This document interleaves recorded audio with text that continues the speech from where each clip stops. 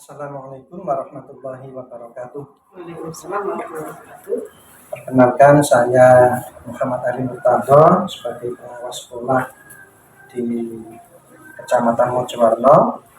Hari ini saya berada di SDN Gedung Pari 3 Mojowarno.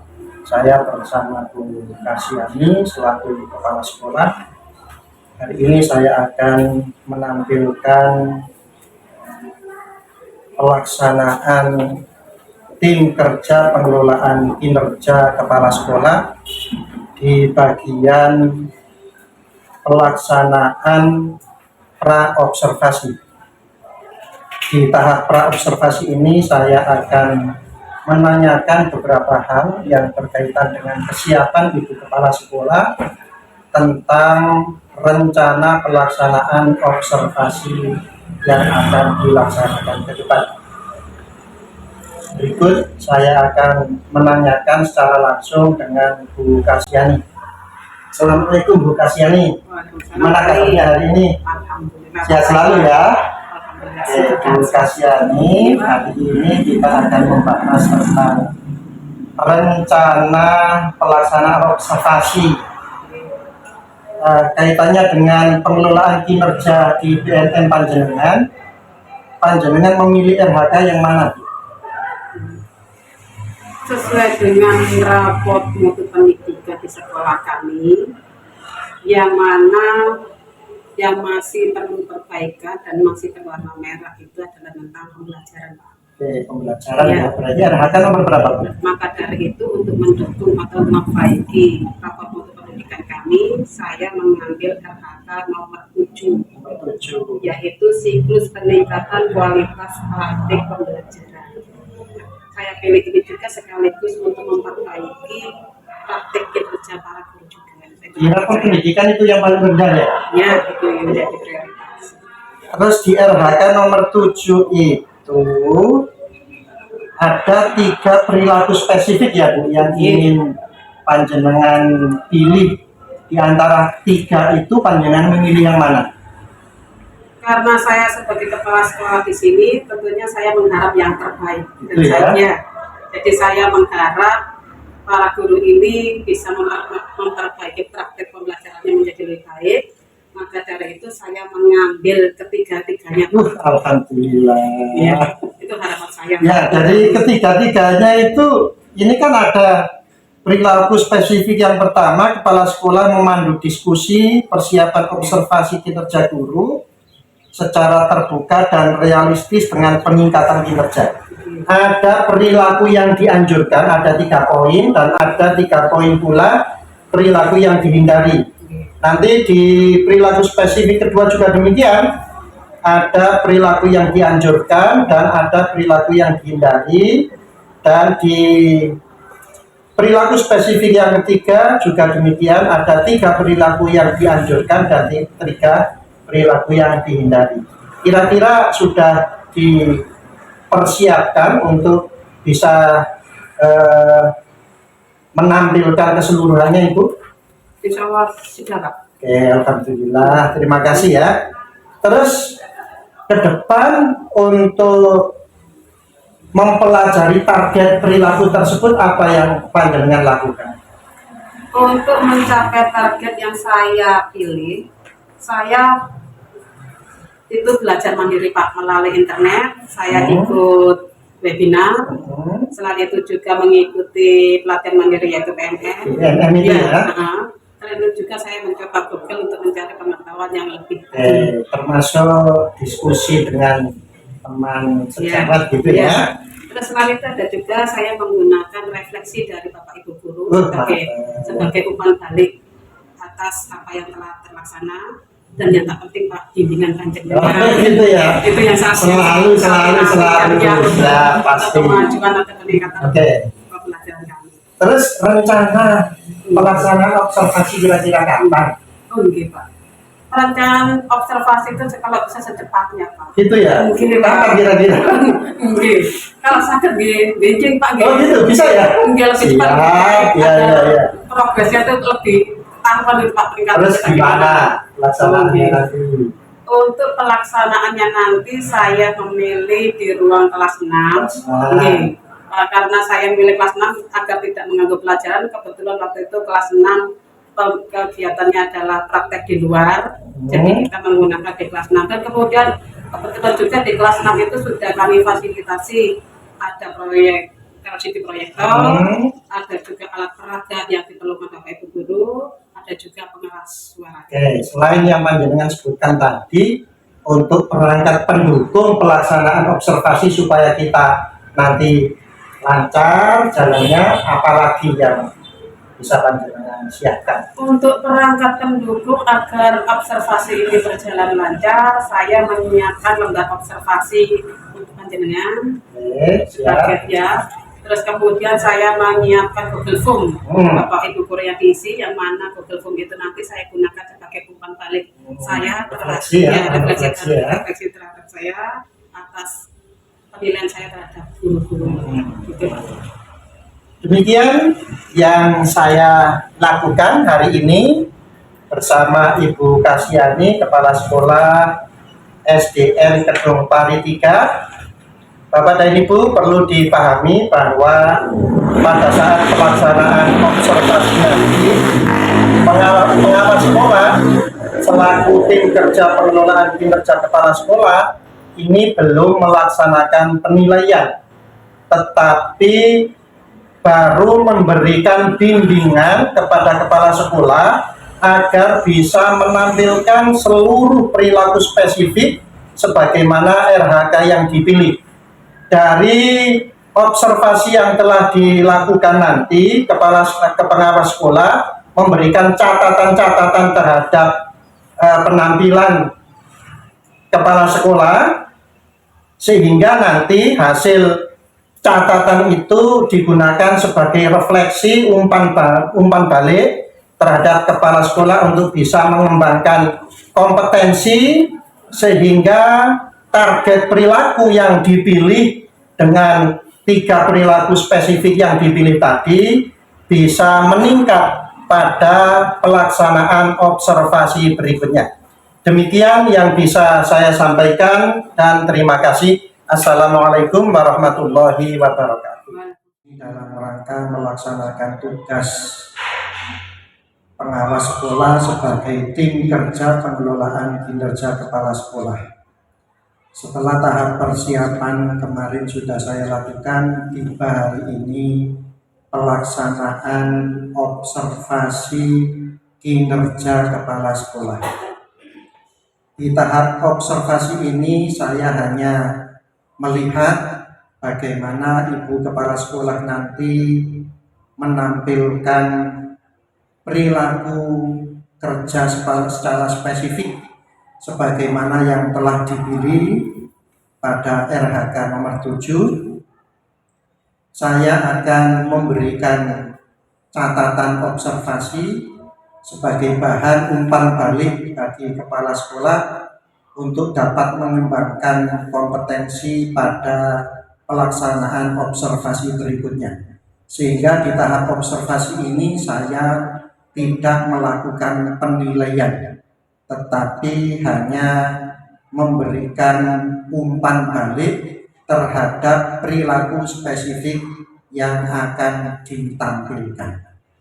Untuk itu, mari kita ikuti presentasi Ibu Kepala Sekolah Ibu Kasiani dalam rangka menampilkan RHK nomor 7, yakni siklus peningkatan kualitas praktik pembelajaran. Monggo Bu Kasiani. Assalamualaikum warahmatullahi wabarakatuh. Alhamdulillah Ibu, kita masih dilimpahkan kesehatan sehingga kita bisa berkumpul di sini mengikuti kegiatan yaitu observasi. Dan mudah-mudahan Bapak Ibu sehat sedanten nggih. Dan pada observasi ini saya memilih RHK nomor 7, yaitu siklus peningkatan kualitas praktik pembelajaran. Saya memilih RHK ini karena rapor mutu pendidikan kita yang masih oranye, yaitu skala prioritas yang harus kita benahi, yaitu pembelajaran. Maka dari itu, untuk sekaligus memperbaiki rapor mutu pendidikan kita agar menjadi lebih baik lagi, saya memilih RHK nomor 7, yaitu siklus peningkatan kualitas praktik pembelajaran. Kegiatan observasi praktik kinerja ini ada 3 kegiatan Bapak Ibu, yaitu persiapan observasi kinerja guru, yaitu yang kedua pelaksanaan observasi kinerja guru, yang mana nanti saya akan masuk ke kelas panjenengan masing-masing untuk melihat kegiatan panjenengan di dalam kelas bagaimana. Dan yang ketiga adalah setelah melakukan kegiatan pembelajaran panjenengan melaksanakan refleksi tindak lanjut, di mana refleksi tindak lanjut ini adalah untuk mengetahui kelebihan dan kekurangan dari kegiatan yang kita lakukan. Yang kurang akan kita perbaiki, dan yang sudah menjadi baik kita pertahankan dan jika bisa diperbaiki lagi dan berinovasi lagi untuk menjadi yang lebih baik lagi. Untuk pelaksanaan perencanaan pembelajaran, tentunya kita akan melakukan atau mengidentifikasi kekurangan dan kendala dalam kelas. Setiap kelas tentunya mempunyai kendala dan tantangan tersendiri, dan kelas 1 dan kelas 6 tentunya berbeda. Monggo kita mulai sharing kendala atau tantangan apa yang panjenengan hadapi di dalam kelas. Monggo dari kelas tinggi dulu ya, monggo Bu Nima. Warahmatullahi wabarakatuh. Baik, untuk kendala yang saya alami di kelas 6, yaitu ketika kegiatan pembelajaran itu ada beberapa siswa saya tidak hadir secara sepenuhnya, dalam artian pikirannya di rumah tapi jasadnya di sekolah. Nah, ini akibatnya ketika kegiatan pembelajaran siswa tersebut jadi tidak antusias, tidak aktif dalam mengikuti pembelajaran, dan juga tidak bisa berpikir kritis. Itu kendala yang saya alami di Bu Nima tadi menyebutkan kendala atau tantangan di dalam kelasnya. Dengan adanya kendala di dalam kelas itu, selanjutnya target apa yang panjenengan inginkan, Bu Nima? Setelah target itu, terus rencana pembelajaran bagaimana yang panjenengan harapkan nanti? Monggo dilanjut, Bu Nima. Saya menginginkan siswa saya semuanya itu hadir sepenuhnya. Artinya berpikir di pikirannya di sini, jasadnya di sini, jadi mereka sangat antusias, kreatif, aktif, dan juga bisa berpikir kritis dalam kegiatan pembelajarannya. Kemudian untuk kedepannya saya ingin melakukan pembelajaran yang berpihak pada murid, yaitu dengan menggunakan strategi pembelajaran berdiferensiasi yang terintegrasi dengan pembelajaran sosial emosional atau KSE. Target yang ingin dicapai Bu Nima dan rencana pembelajaran yang ingin dilaksanakan itu sangat banyak model dan menggunakan tidak hanya model saja tetapi strategi dan metode pembelajaran yang menarik, inovatif, sehingga prestasi siswa akan semakin meningkat. Itu yang saya harapkan. Mungkin ada lagi yang mau sharing.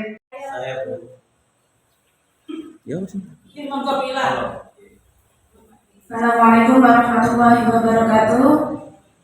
Selama pembelajaran di kelas 1, saya menemukan kendala bahwa sebagian peserta didik dari kelas 1 ada yang belum bisa membaca lancar dan ada yang bahkan belum tahu huruf. Target saya di kelas 1 itu semua siswa kelas 1 yang mau naik ke kelas 2 sudah lancar membaca dan minimal bisa membaca beberapa suku kata. Mungkin itu. Apa yang Anda akan lakukan berikutnya? Dengan menggunakan model pembelajaran PBL atau problem based learning, saya menggunakan metode pembelajaran dengan menggunakan alat peraga berupa kartu huruf. Selain itu, saya juga akan memberikan pelajaran tambahan dengan sistem diferensiasi bagi siswa yang belum lancar membaca itu tadi. Selanjutnya, apa masih ada yang ingin sharing atau ingin berbagi? Oh, entar malih. Permasalahan di kelas kami yaitu ada beberapa siswa yang kurang perhatian terhadap pelajaran, terkadang tidak masuk gitu.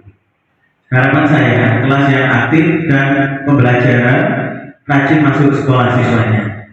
Tindakan yang saya lakukan menggunakan video pembelajaran, media pembelajaran yang menarik dan menggunakan alat peraga. Strategi pembelajaran yang saya gunakan yaitu strategi diferensiasi dan model pembelajaran PBL. Dari beberapa teman atau dari semuanya kita ambil permasalahannya itu rata-rata ada yang hampir sama antara kelas 1 dengan kelas yang lain.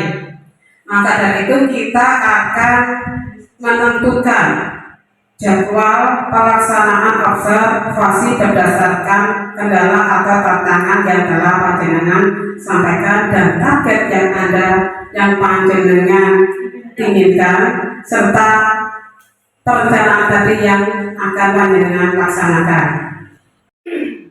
Dari semua kelas telah menyampaikan tantangan dan kendala di tiap kelas itu ada yang berbeda dan ada yang hampir sama. Dari sekian tantangan, dari sekian kelas, adakah yang paling menarik dari kendala dari kelas 1 sampai kelas 4 dari guru mata lainnya? Maka dari itu, monggo kita ambil yang paling menarik dari tantangan ini adalah apa yang paling menarik?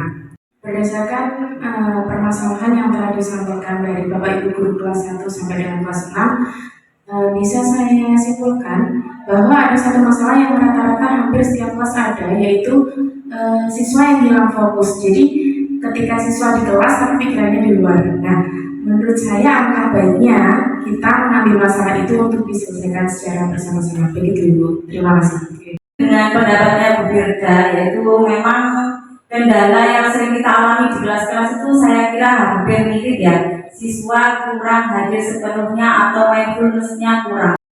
Saya ambil yang paling saya putuskan yang paling menarik adalah siswa kurang fokus.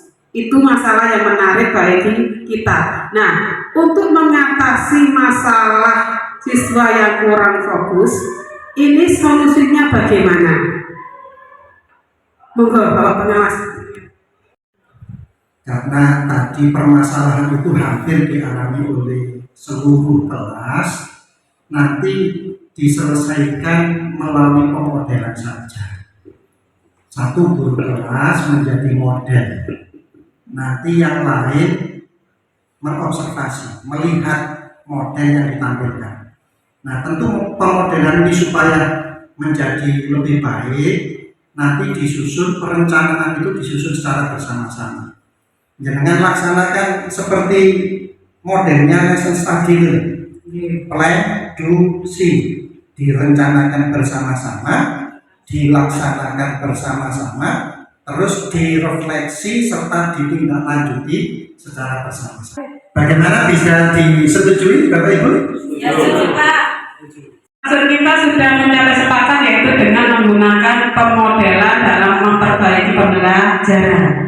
Nah, mumpung kita di sini masih pra observasi, mari kita tentukan siapa yang akan jadi modelnya. Yang jadi model. Menikmat, mungkin lebih berkompeten dalam hal ini. Kalau menurut saya dan mungkin pandangan teman-teman juga setuju kalau Ibu Miftahul Hikmah yang menjadi model untuk kita observasi bersama-sama nanti. Terima kasih. Saya setuju sekali dengan Ibu Lilis tadi mengusulkan bahwa Bu Limas sebagai model observasi, karena dari tahun ke tahun itu saya terus, saya kan nggak enak dengan yang lain. Kalau saya lebih sepakat dengan Bu Limas, gimana yang lain setuju? Bu Lima, bagaimana? Saya kembalikan ke Bu Lima. Siap apa tidak? Insya Allah siap Bu. Alhamdulillah Bu Lima siap. Aplaus dulu dong untuk semuanya. Apa pelaksanaannya? Minggu depan, Pak. Apa besok? Besok ya sekalian. Bisa ya? Ya.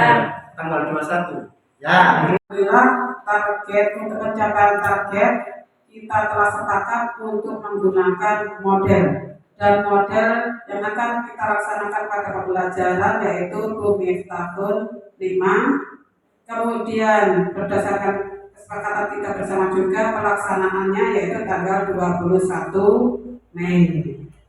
Bagaimana siap?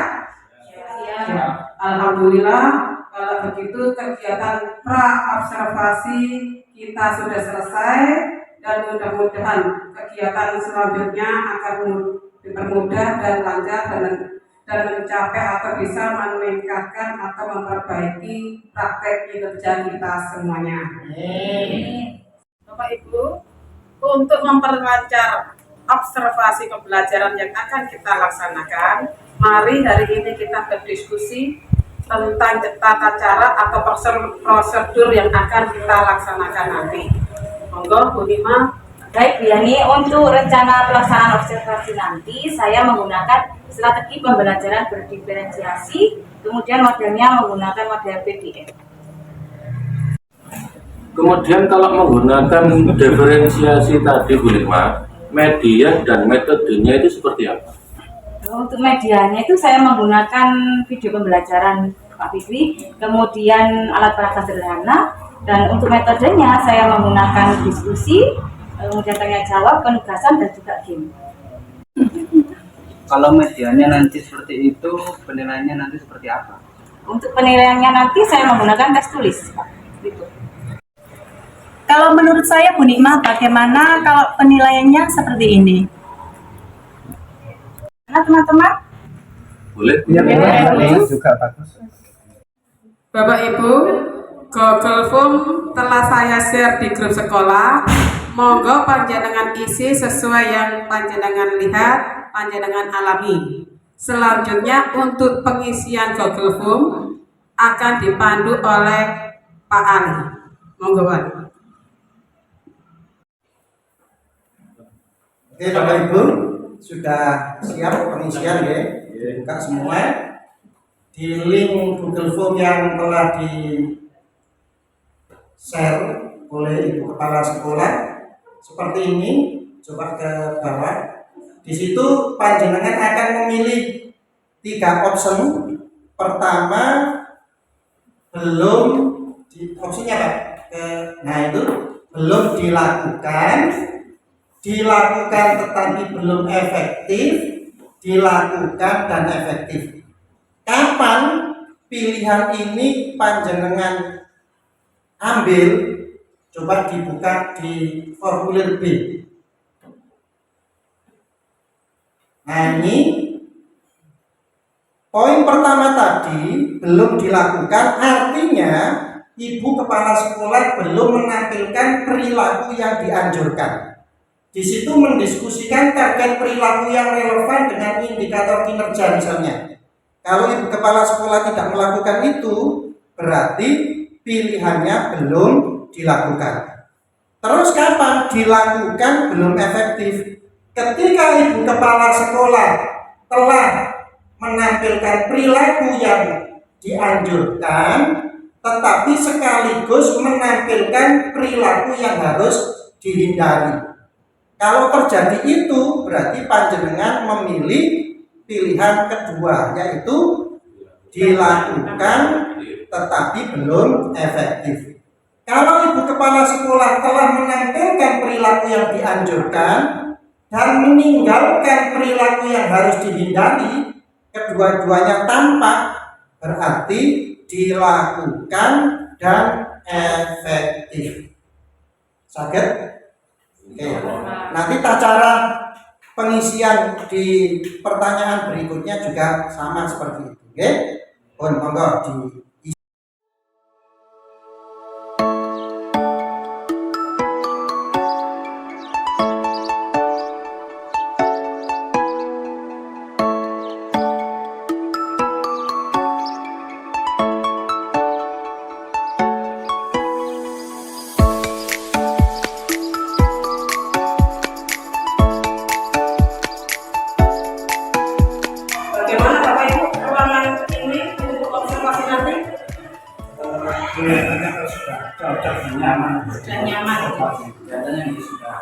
Oke, kita lanjut observasi nanti.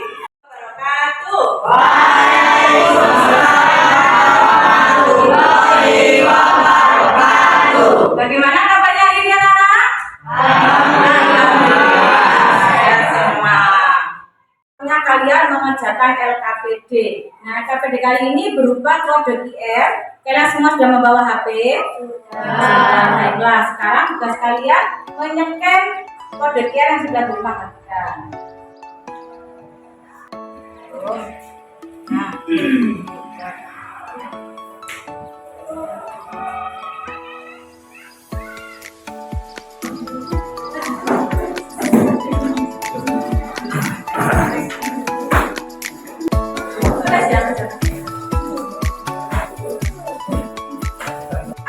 Sudah ya, kalau sudah sekarang waktunya presentasi. Nah, presentasi kali ini Bu Nima menggunakan metode game. Silakan ambil tempat kelompok 1, kelompok 2, kelompok 3, dan kelompok 4.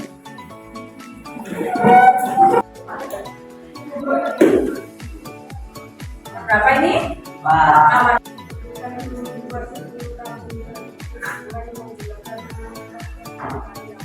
Ya, silakan ditulis di depan.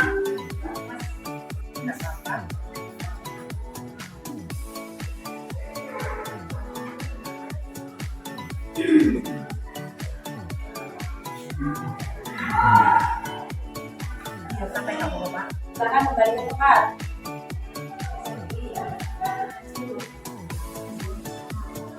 Presentasi sudah selesai. Sekarang perhatikan pada slide yang ada di depan.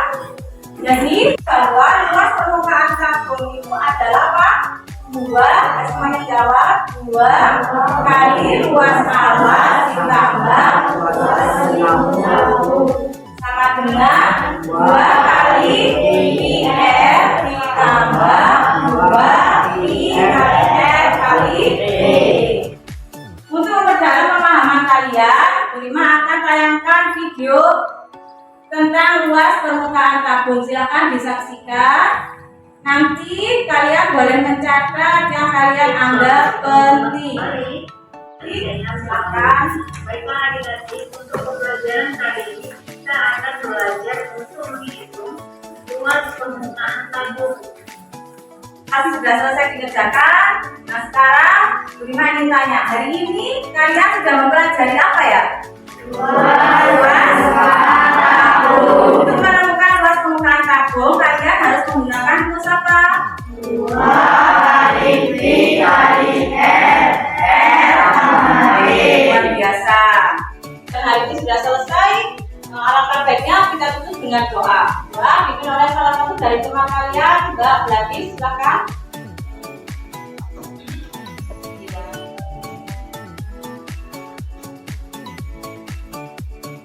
Ya, selesai. Alhamdulillah. Silakan duduk kembali. Terima kasih anak-anak, Bapak Ibu Guru. Menurut saya pembelajaran ini sudah berjalan lancar. Dan untuk lebih detailnya, mari kita bicarakan di kegiatan refleksi berikut ini. Terima kasih.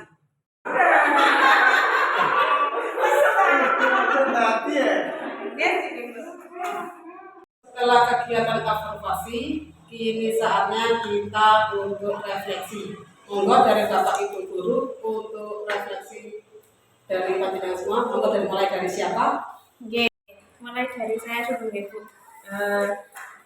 Seperti yang tadi sudah kita lakukan ya, misalnya kegiatan seperti ini tuh kita lakukan secara rutin dan berkelanjutan, insya Allah nanti akan berdampak pada kinerja kita yang bisa semakin baik. Seperti itu menurut saya. Bagaimana Bapak Ibu? Bapak Ibu? Ya, setuju. Alhamdulillah. Alhamdulillah nih Bapak Ibu, semua tahapan dari observasi hingga penilaian telah kita laksanakan. Mudah-mudahan membawa dampak atau peningkatan kinerja kalian, dan saya berharap observasi ini tidak hanya sampai di sini, tapi saya berharap Bapak Ibu guru untuk selalu meningkatkan kreativitas inovasi tanpa harus menunggu di observasi. Gunakan mengajar dengan hati tanpa menunggu harus diuji. Bagaimana?